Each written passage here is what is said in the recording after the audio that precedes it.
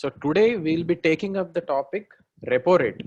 It was in the headlines today, and an article in newspaper says that Hindu newspaper, RBI cuts repo rate again down to 4%. And RBI governor also says that this step was taken for economic revival to bring India out of the economic slowdown. So in this context, we'll try to analyze actually how this repo rate works. How this repo rate works in the economy. What is the functioning of this repo rate? Because this repo rate has impact on two major variables, two major macro variables. One is inflation and the other one is growth. So on inflation and growth rate, on both these things, repo rate has a major effect. So in this context, we'll try to start from the ground level as to how this repo rate functions.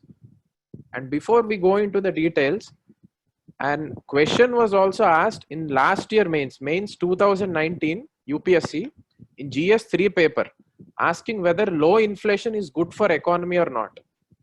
So such kind of questions to tackle, we have to actually know how inflation and growth are related. How is GDP related to inflation?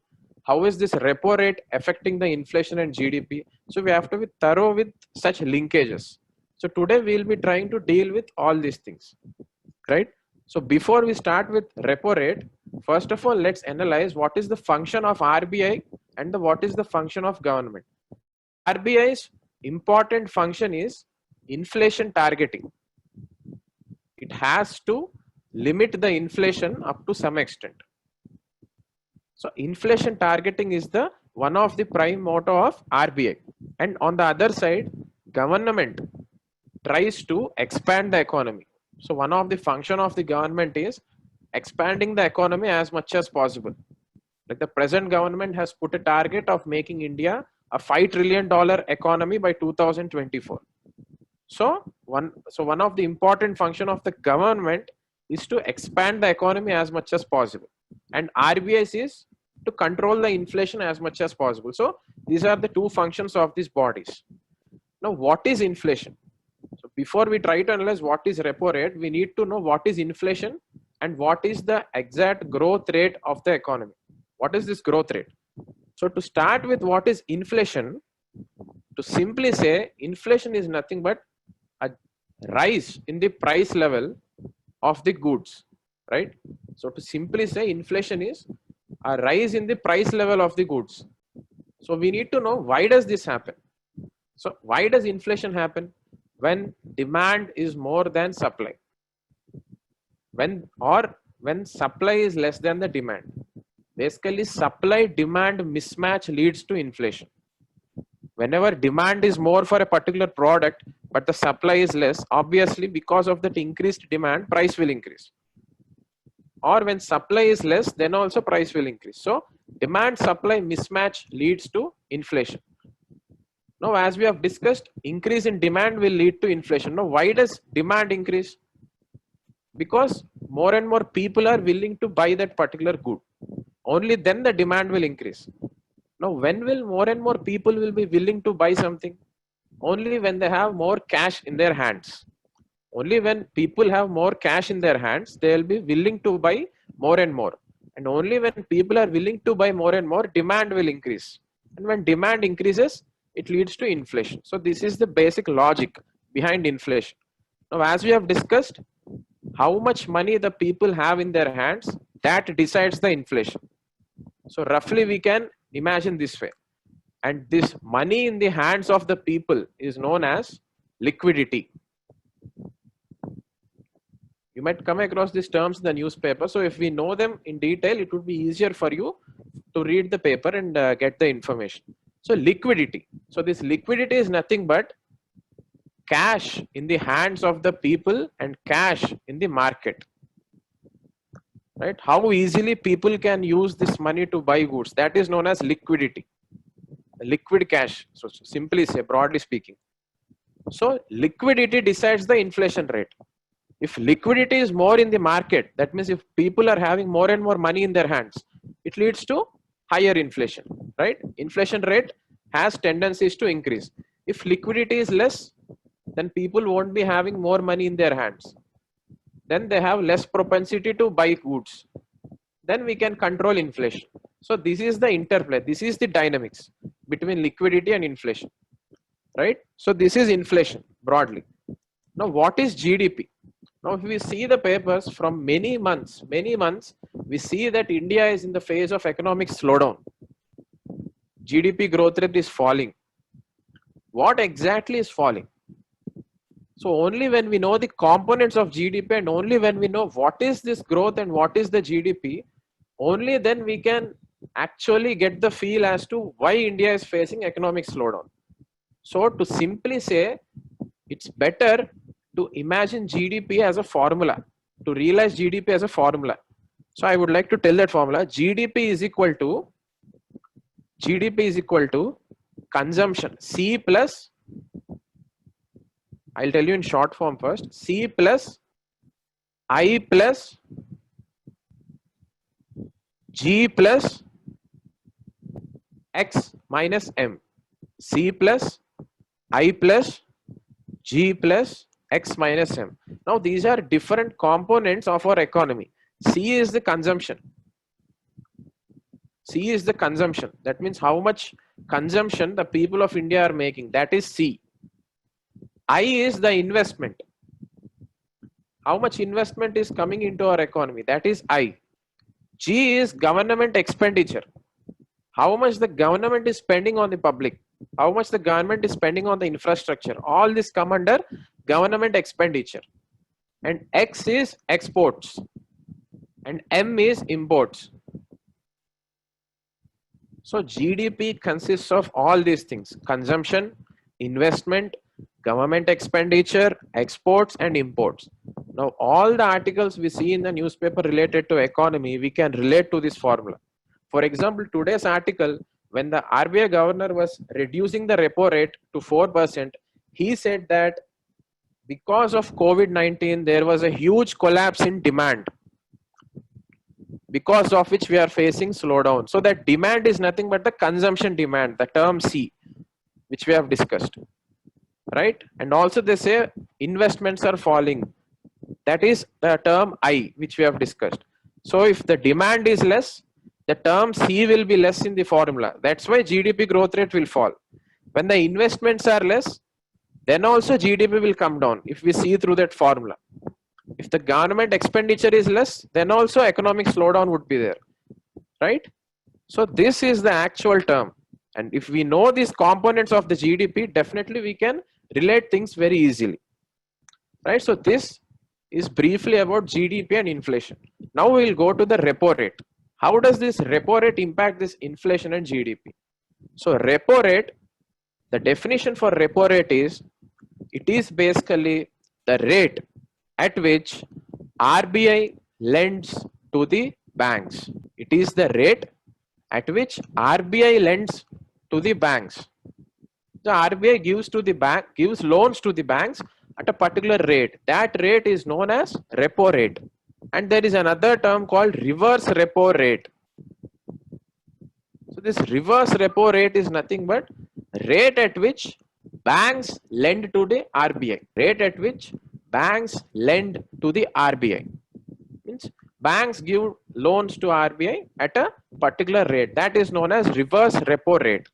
So these two terms are very important: repo rate and reverse repo rate. Now RBI governor is saying that he is cutting down the repo rate to 4%. Now we'll try to analyze what happens if we reduce the repo rate and what happens if we increase the repo rate, right? So in the paper, it's directly given that as the repo rate is decreased, economy has good chance of improving. Growth rate would improve. So we'll see how does it happen actually, because this analysis is useful for prelims and mains also. So if we go through repo rate, as we have discussed the definition, what happens if repo rate is reduced? So case 1, what happens when repo rate is reduced? Now imagine repo rate is reduced. That means RBI is giving loans to banks at a lower interest rate, right? Repo rate is reduced to 4%. Means previously it was more. Now it's decreased. That means banks are able to get loans from RBI at a cheaper rate. right? Now they are able to get the loans at a cheaper rate. That means more and more banks will be willing to draw loans from RBI. And also, banks also will be willing to give loans to the customers at a cheaper rate because they are getting loans from RBI at a cheaper rate. I hope people are getting this logic. Because the banks are able to get loans from RBI at a low interest rate, obviously, customers also will be getting the loans from bank at a cheaper rate, right? So if this logic is clear, then if repo rate is reduced, RBI gives loans at a lesser rate to banks. More and more banks will come and take the loans. Now banks have surplus money in their hand. Now definitely what banks do when they have surplus money in their hand, they'll try to lend to the customers. That's how they make profit. Now when they have so much money in their hands, they give it to the customers. Now this implies customers also have so much money in their hand. That means liquidity increases. Liquidity increases. So this entire game of adjusting the repo rate is to control the liquidity. Now as the repo rate is reduced, liquidity is increased. Now what happens if liquidity is increased? Consumption will definitely increase, right? As per our logic, if liquidity is more money is in the hands of the people, definitely consumption will increase. And also liquidity is more, that means more money is with the banks, definitely they'll give loans for investments. So investments also will increase. So the C term and the I term of the GDP will increase. Now this is how the growth rate will increase. This is how India can come out of the economic slowdown. Like this is the framework which RBI tries to do. So in this way, repo rate and growth rate are related. Now we can analyze the other scenario also. Now as we have discussed, as we reduce repo rate, liquidity increases. Now what happens when liquidity increases? People have more money in their hands. Demand increases as we have discussed. Because of this, there are good chances that inflation also can increase. As we have discussed before, if liquidity is more, demand will be more, and demand supply mismatch, inflation can increase, right? So we need to analyze that also. So repo rate on GDP and repo rate on inflation. These two we have to analyze. So as we reduce the repo rate, there are good chances that growth rate might increase because of increase in liquidity. Now as we decrease the repo rate, what is the impact on inflation? It can increase. So growth increase is favorable for us, but inflation increase is not favorable for us, right? And the same logic applies for repo rate increase also. What happens when we increase the repo rate? That means banks are charging more interest rate, RBI is charging more interest rate from the banks for giving loans. That means banks are getting the loans from RBI at a higher interest rate. That means banks won't be willing to give loans to the customers at cheap rate because they got at a higher interest rate from RBI. So obviously they will also charge higher interest rate to the customers. Now the customers also won't be willing to take the loans because interest rate is high, right? What happens then? Liquidity decreases. So repo rate is increased, liquidity is decreased. This logic is important. And from there the logic goes on. As repo rate is increased, liquidity decreased, what happens to the growth? Growth also decreases because consumption and investment decreases. Right? So these are four important trends. What happens when repo rate decreases? Liquidity increases. Right? Growth increases. Inflation also increases. So this is one equation. The other equation is what happens when repo rate increases? Repo rate increases, liquidity decreases. Consumption and investment also will decrease. Inflation also decrease. Now, if we see in the perspective of Reserve Bank of India, RBI, if it is able to control inflation, it would be happy because that's what is the main target of RBI. But on the other hand, we have government who wants to expand the economy. Now, as we have discussed two logics before, whenever we reduce repo rate to increase the growth rate, inflation also will increase, right? So that is the point where RBI and the government have some issues, which we have seen in the last year also. Like RBI always tries to adjust the repo rate so that inflation is under balance. But unless and until we give some relaxation to this inflation rate, growth won't happen. But in our perspective, both growth and inflation, both are important for an economy. So for this, to resolve this conflict, MPC, Monetary Policy Committee, was set up. So this you can frequently see in the newspaper, this Monetary Policy Committee. This committee was set up with an idea to balance both RBI and government's targets, so that we can ensure RBI and government can go hand in hand. We have brought this committee, Monetary Policy Committee, so that both inflation concerns and growth of the economic concerns, both can be addressed. Right? Now, which committee recommended this? Urjit Patel Committee recommended this. Urjit Patel Committee recommended MPC. Right? This is a 6-member body. This is a 6-member body. 3 members from RBI and 3 members nominated by government, so that inflation and growth, both concerns, will be addressed. Now, who comes from RBI? 3 members from RBI. They are the governor, RBI governor, RBI deputy governor, and an executive director of RBI. So these are the 3 people from RBI in this committee: governor, deputy governor, and an executive director. Now, who are the 3 people from government side? They are nominated by government. They are not government officials. They are nominated by the government. 3 people. So in this way, it's a 6-member body, and this body decides what should be the repo rate.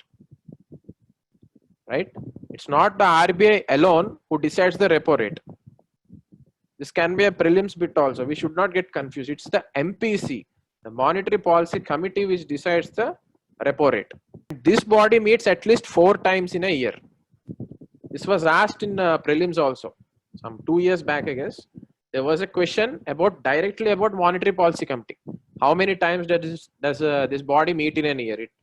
There was an option saying it meets 6 times in a year or something like that. So such kind of confusing things can be given in prelims. So we need to be accurate. And also, the target for this MPC as of now is 4 plus or minus 2.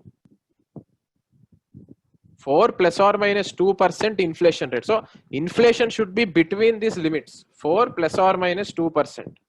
That means 6% to 2%. 4 plus or minus 2%. This should be the target of inflation. Right? So these are some of the things about MPC. It is a 6-member body. Urjit Patel Committee recommended it. This is the body which decides repo rate and reverse repo rate. And this 6-member body, 3 from RBI and 3 from government nominated. And this meets at least 4 times in a year. Right? At least 4 times. So it can meet more number of times also. So this is about Monetary Policy Committee. Now, as we have discussed, this body tries to take balanced decisions. When growth is important, when inflation is important. So this kind of analysis is done, and accordingly repo rate is reduced or increased. And if we see today's paper, the Monetary Policy Committee has decided to reduce the repo rate to 4%, so that we have more liquidity, and as we have discussed, so that consumption and investment will increase and growth of the economy will increase. Right?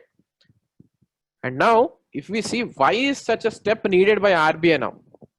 If we try to analyze this, the very article today in Hindu says that 60% of the industrial output areas, means those areas which contribute to 60% of the industrial output, are in red and orange areas under COVID. Right? Now just imagine if 60% of the industrial output areas are under red and orange COVID areas, COVID zoned areas. So production activities would be stopped. So production activities are stopped. Unemployment will increase because they have shut down the companies from many months. So when unemployment increases, Just imagine unemployment increases, then they cannot buy the goods which they want. Consumption will decrease. Now again relate to the GDP formula. Consumption decreases. So growth rate will decrease. So economic slowdown. So in this way, any step taken by the government, we have to try to relate it to C plus I plus G plus X minus M, to that formula, right? Any initiative by government or RBI is to expand the economy, and we can relate it to GDP, just how we have related various things to GDP. This way we have to analyze GDP through this formula, right? So this is in nutshell about repo rate today.